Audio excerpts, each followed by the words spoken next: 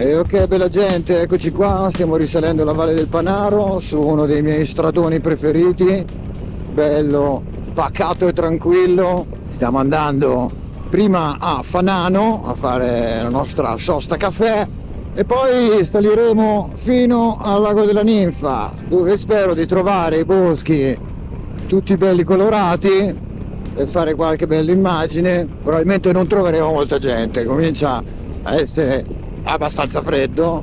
Saliremo anche di quota abbastanza sensibilmente perché arriviamo in un posto dove si scia fondamentalmente.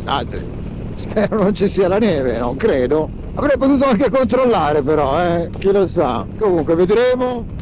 È un po' velato, però le previsioni dopo dovrebbero dare un po' più bello, soprattutto magari salendo oltrepassiamo questa coltre di Foschia. Ci aspetta una bella salita complicata, credo che qualche giro per cento l'abbiamo fatta, mi sa, in discesa, mentre adesso la faremo in salita. Arriveremo a Sestola, che abbiamo già visitato, quel suo bellissimo castello, ma andremo ancora più su per arrivare al lago della Ninfa, passando per il Passo del Lupo, da cui si riesce a vedere veramente un panorama bellissimo e spero con dei colori molto interessanti.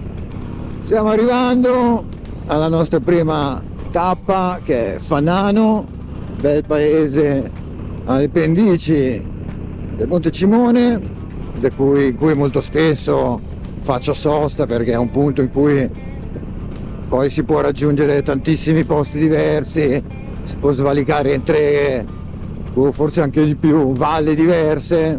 Adesso ci facciamo la nostra sosta caffè.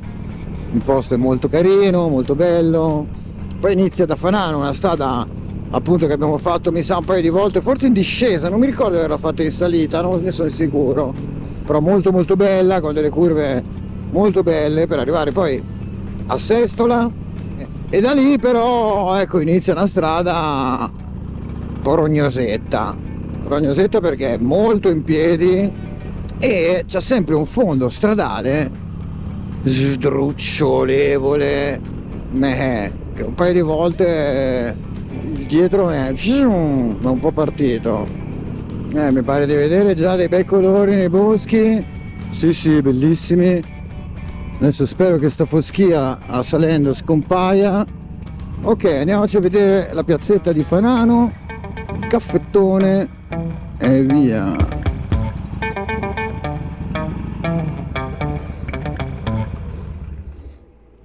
Ok raghi, dai, pausa, cambio, batterie, caffè e poi si sale per la stradaccia. Dai, a dopo raghi, ciao.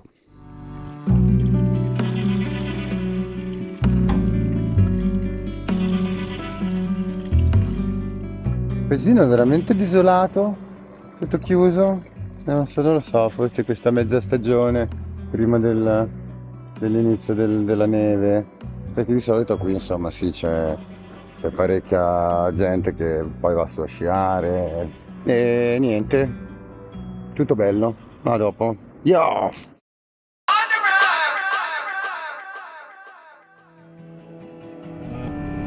E allora eccoci qua, siamo usciti da Fanano e stiamo cominciando a salire per la prima parte di strada che ci porterà al lago della Ninfa.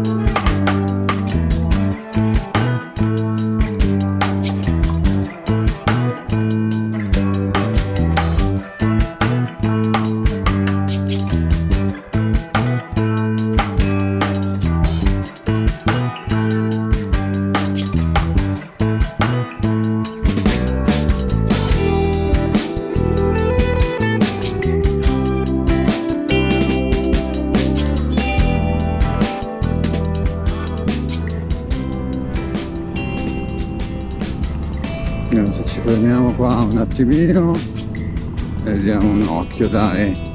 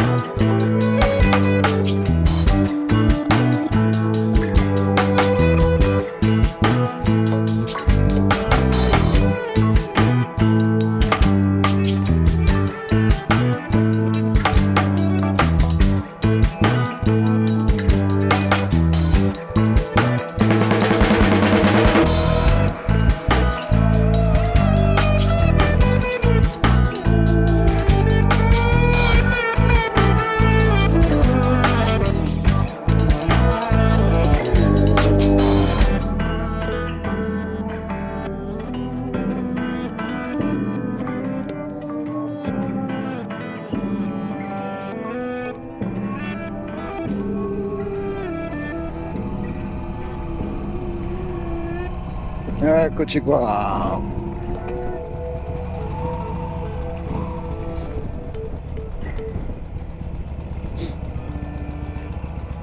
Ok. Siamo arrivati al lago della Ninfa. Andiamo a farci un giro breve e poi torniamo giù. Dai. A dopo, raghi.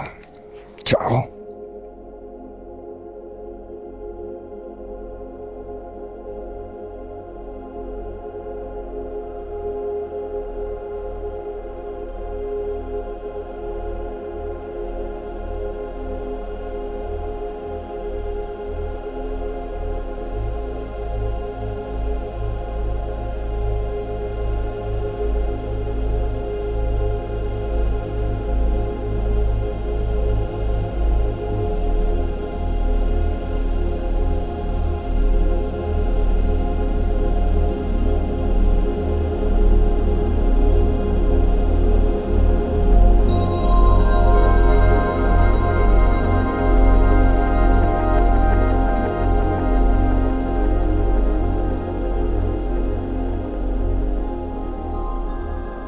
E ok, eccoci qua al lago della Ninfa, siamo intorno ai 1500 se non sbaglio, è una giornata bellissima. Il lago della Ninfa è assolutamente un posto stupendo, soprattutto adesso che non c'è nessuno. Io spesso ci vengo in estate a prendere un po' di fresco quando ci sono i 37-40 gradi, qua ce ne sono massimo 25-26, però appunto è sempre impaccato di gente. Vederlo così deserto è veramente affascinante. Comincia a tirare un po' di vento, facciamo, se riusciamo, un piccolo voletto e poi scendiamo prima di ammalarci, perché già che insomma non sto proprio al massimo. Dai, fin qui tutto bene, veramente bello. Yo, on the run, ciao, a dopo.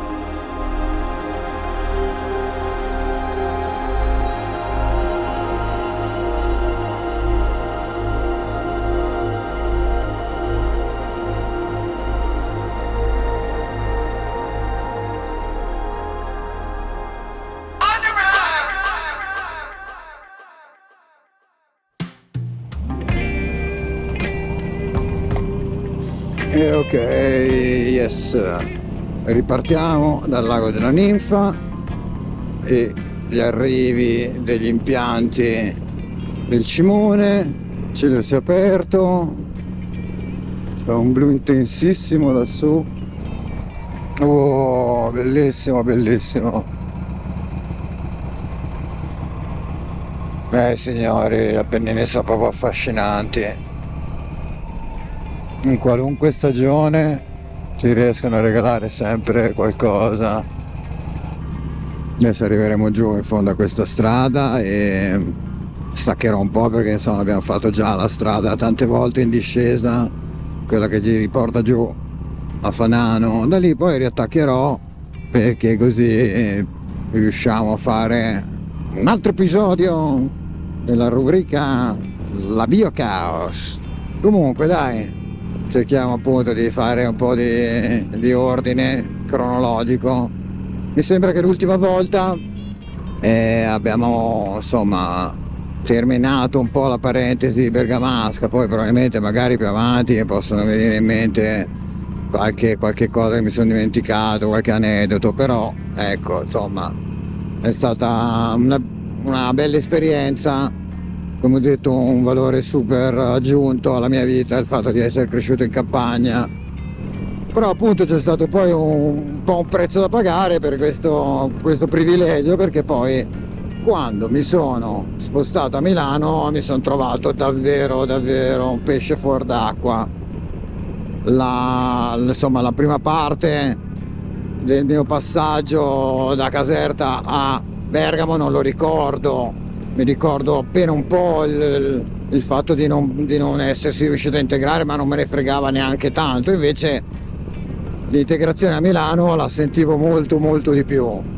Io chiaramente venivo dalle valli della Bergamasca con il mio insomma bagaglio di esperienze estremamente limitato anche a livello umano, a poche conoscenze, pochi amici, pochissimi contatti con anche i compagni di classe delle elementari, visto che comunque nel corso l'ho anche cambiata una scuola, proprio perché la mamma non era contenta del fatto che il nostro maestro delle elementari mettesse le mani addosso e mi portò via. E invece a Milano è stato difficile integrarsi, ma anche per una serie di motivi. Io non sono arrivato e mi sono insediato in territorio milanese, come dire, cioè mai in un limbo, in una zona d'ombra, come dire. Chiaramente, no? Come ho detto, la mia vita non è mai stata lineare, e anche per queste sfumature. Adesso voi sapete che vi ho detto che mio papà era un militare e la nostra casa a Milano era all'interno dell'aeroporto militare di Linate. L'aeroporto militare di Linate si trova un po' prima dell'aeroporto civile, si affaccia su Viale Forlanini, e incastrato lì da quelle parti c'è la parte militare dell'aeroporto di Linate. All'altezza di quello che adesso c'è questo ponte pedonale di questo viola sgargiante con questo colore improbabile. Ecco, se uno passa su quel ponte o in prossimità e in direzione aeroporto, sulla destra vede delle case. Quelle case lì sono appunto recintate con un'altissima rete metallica e sopra la fatidica spiralona di fili spinati, di cui già adesso ti puoi cominciare a spiegare certe cose dell'iconografia che mi accompagna. E dentro lì abitava questa piccola comunità di famiglie di militari di stanza a Milano, e io insomma arrivo dalla mia bella valle bergamasca e mi infilo lì, abituato a stare in posti così, in mezzo ai boschi, in mezzo alle campagne, e mi ritrovo praticamente dentro un penitenziario. Cioè, sì, perché era un luogo completamente blindato, tant'è che in seguito, per queste famiglie che abitavano in questa zona, venne aperto un cancello proprio per loro, perché prima dovevamo entrare dal posto di guardia e dovevamo esibire il nostro tesserino che ci identificava come figli di militari. E sì, insomma, non c'era una città intorno a noi, eravamo in questo limbo, in questa terra di nessuno. I figli di questa piccola comunità venivano portati a scuola, quantomeno alle elementari e alle medie, da un pulmino militare, accompagnati da questi due militari che su sto pulmino stipavano sti ragazzini e li scaricavano e davanti alla scuola e li venivano a riprendere, per cui noi anche a scuola eravamo visti come quelli proprio, quelli strani, quelli che venivamo da fuori, e io ero il più strano tra questi qua che venivano da fuori, ero l'ultimo arrivato in una comunità dove la gente comunque in qualche modo era cresciuta insieme, per cui insomma ho avuto le mie belle difficoltà ad ambientarmi, cosa che in realtà appunto non ho fatto molto, non sono riuscito a integrarmi tantissimo in quella comunità, insomma non l'ho vista in realtà tantissimo Milano nei primi anni della mia vita. La mia vita è rimasta un po' confinata dentro quei fili spinati fino all'essere stato in qualche modo promosso in prima superiore, e appunto a quel punto bisognava uscire da lì per conto proprio, perché non avevo assolutamente idea io di che cosa volessi fare, nessuno lo sapeva. Mi viene suggerito di fare la scuola che fece mio fratello, che era una scuola, in seguito scoprì, piuttosto particolare. Era l'ITSOS, ITSOS, Istituto Tecnico Sperimentale Ordinamento Speciale, che non ho mai capito che cosa volesse dire, però insomma era una scuola per delle cose all'avanguardia, con un biennio uguale per tutti e poi delle specializzazioni. E inoltre, cosa anzi forse più importante, questa scuola era un po' uno dei fulcri delle contestazioni politiche di tutto un movimento antagonista, perché in quegli anni c'era ancora molto presente lo scontro sociale, le attività studentesche erano tanto rivolte verso la politica. Diciamo che era un po' lì in mezzo, c'era un po' lo zoccolo duro di tutta un po' la cultura alternativa e contestatrice di quegli anni in cui insomma gli scontri c'erano, le rivolte studentesche c'erano.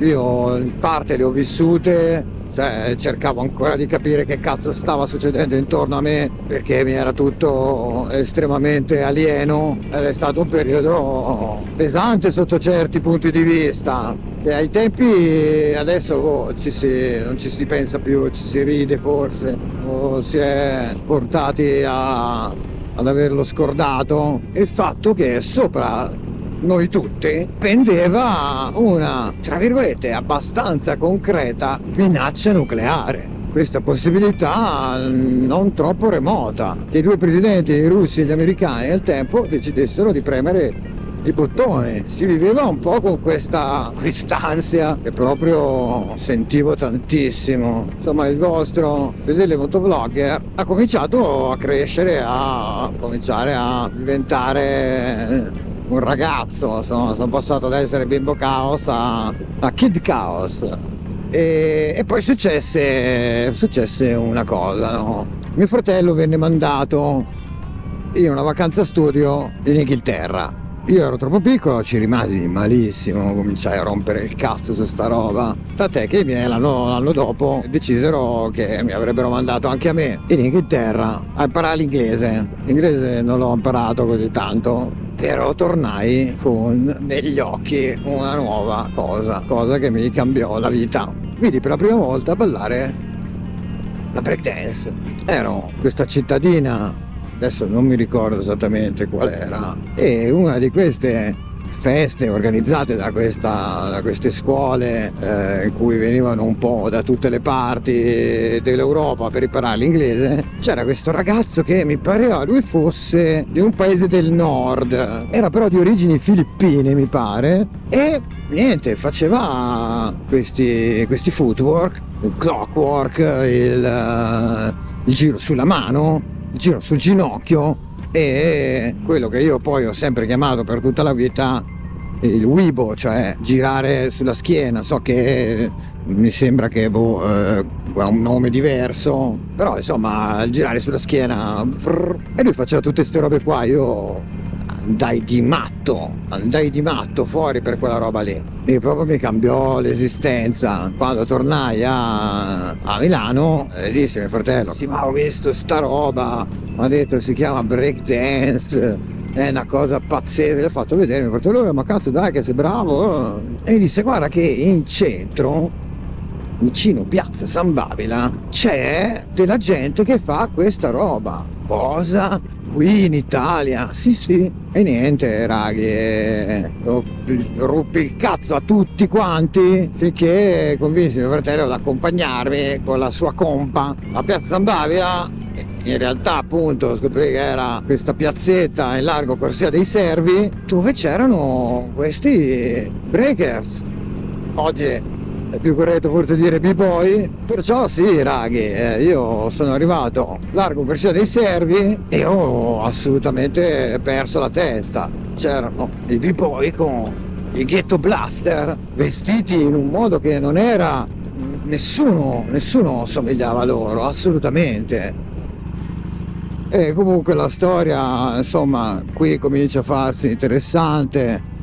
Largo Corsia dei Servi, che per me è stato e sarà sempre il muretto, e lì insomma ebbi un po' tutti gli input, tutte le esperienze che mi hanno portato a poi a prendere una direzione ben precisa. Mi sono innamorato assolutamente di questa cosa, che prima era la breakdance, non sapevo che ci fosse nemmeno nient'altro.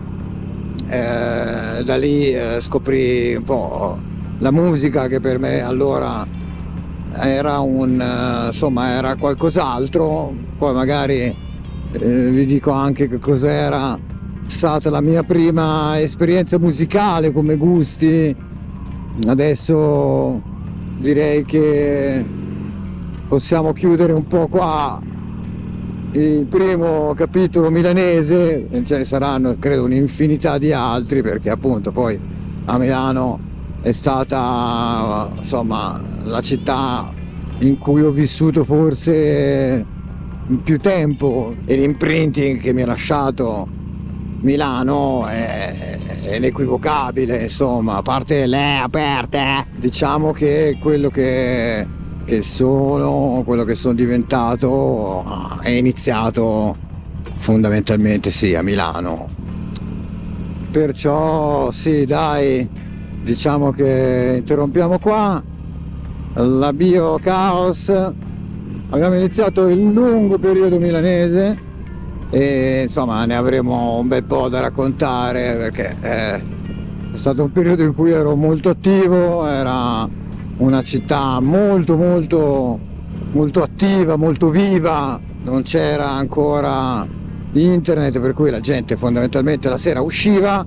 Perciò sì, dai, magari nelle prossime puntate cercherò di prepararmi un po' qualcosa, sai, fino adesso ho fatto un po' freestyle, per cui magari mi sono rimaste un po' di robe indietro a cui ritornerò e cercherò di insomma dare un'impronta un po' più lineare a questa cosa.